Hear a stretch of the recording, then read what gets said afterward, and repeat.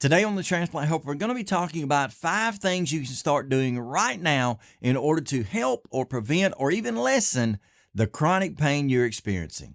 Stay tuned. Hit the subscribe button and click the bell notification to become part of the Transplant Helper community.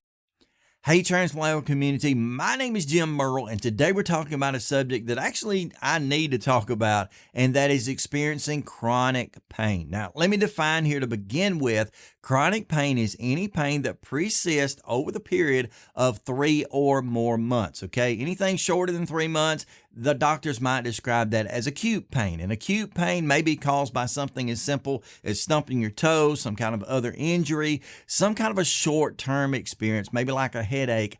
This may not exactly do what you want in that case. In addition to that, let me add that what we're talking about today is the management and the handling of mild to moderate pain, okay? If you're experiencing severe pain, you're going to need to go ahead and see your doctor about that. Try to get to the bottom of why that pain is occurring, and maybe they can give you some additional treatments that may help with that. But if it's chronic pain and it's mild to moderate, this is the video for you. Now, it's very simple. All of these 5 things are pretty much natural remedies. You won't even need to go out and get anything to make these work.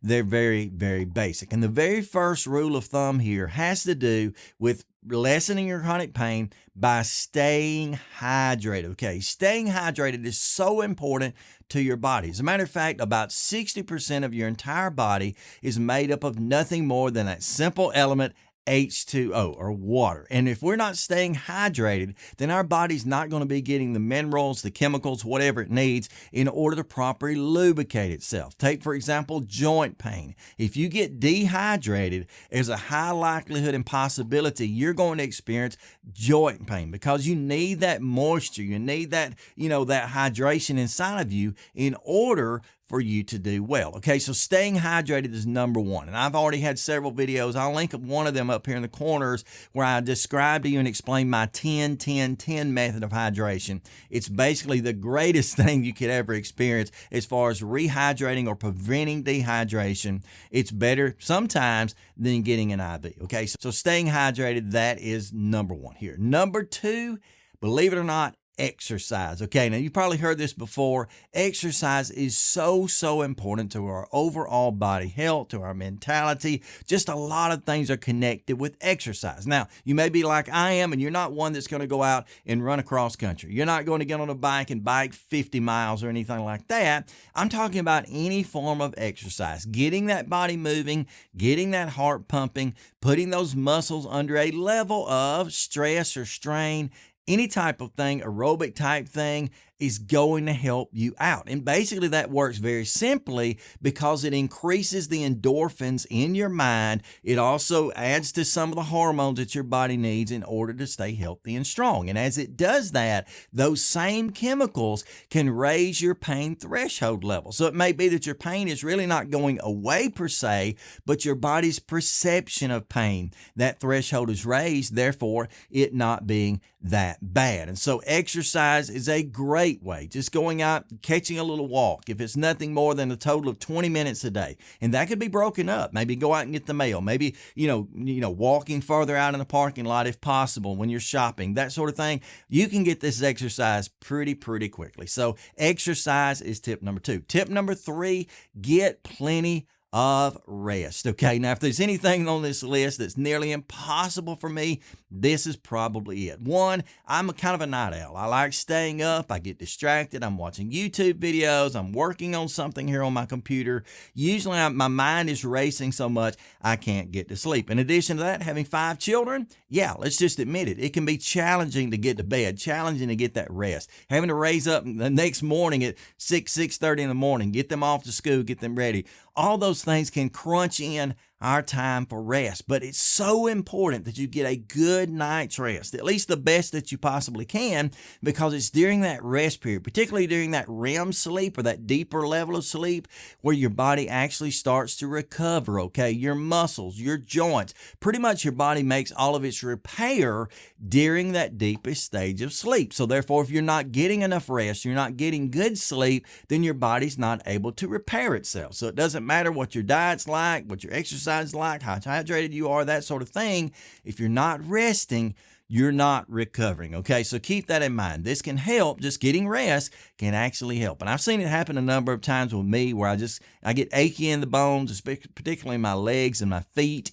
If I can get a good night's rest, I wake up the next morning feeling refreshed and ready to go. So that's the next tip there. Tip number 4, I think it is, you need to watch your sugar intake, okay? Now, the reason this is the case is sugar basically placed into our body becomes an inflammatory type drug, okay? Now, I get it. We've got to have a certain level of blood sugar to feel good, to function right. I get that, but I'm talking about that excessive sugar. You know, the average American takes in hundreds and thousands of extra grams of sugar per day and per week that we really don't need. And again, I've been there, done that. I'm addicted in some senses to Chips Ahoy cookies. They happen to be my favorite. Yours could be different. By the way, comment below what your favorite snack is, particularly if it's a sweet type thing. But anyway, I'm addicted to Chips Ahoy cookies, and I can notice immediately when I sit there and begin to binge on them. You know, they only recommend 3 of those. I can eat like 13. But, you know, when I start binging on that, I can start to feel it. I can start to feel headaches coming on. I can start to feel aching muscles and joints.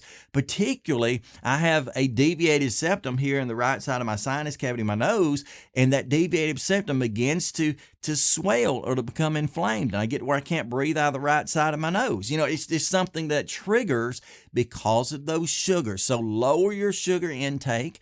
Do away with some of those sweet snacks if you can.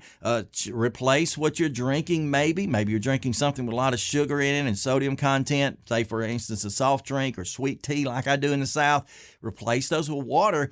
You're bringing that overall intake of sugar down for that day, and you're going to be helping yourself out as far as inflammation, therefore, in turn, probably bringing down some of those pains in your muscles, particularly in your joints. So avoiding sugar as much as possible, that will help. And here we go, number 5, the last one here on the list that's usually not even talked about or thought of, and that is making sure that you get a certain amount of sun exposure every single day. Now, I get it, especially if you're a post-transplant patient, you're on some of those medications that cause it, you know, to be more sensitive to the sun. Therefore, you got to wear a lot of sunscreen or cover up when you go outside to prevent skin cancers. Everybody should be taking some of those precautions anyway.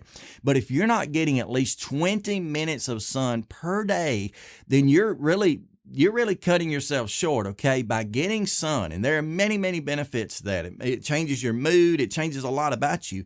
But one of the major benefits of getting 20 minutes of sun exposure per day, direct sunlight, is the fact that raises your level of vitamin D in your body. You could go and sit down and drink a gallon of milk and eat all these vitamin D rich foods, even take a supplement, and nothing would be as good and as accessible and perfect for your body than simply getting sun exposure. You say, now how does this relate to chronic pain? One of the key ingredients to relieving chronic pain, again, this is mild to moderate chronic pain, has to do with the level of vitamin D in your body, okay? And so this is really going to help, I promise you. These are things that I've kind of learned over time. I've had different medical personnel, you know, doctors, coordinators and such tell me this, you know, ask questions like, are you getting this hydration? Are you exercising? Are you resting? Are you lowering your sugar intake?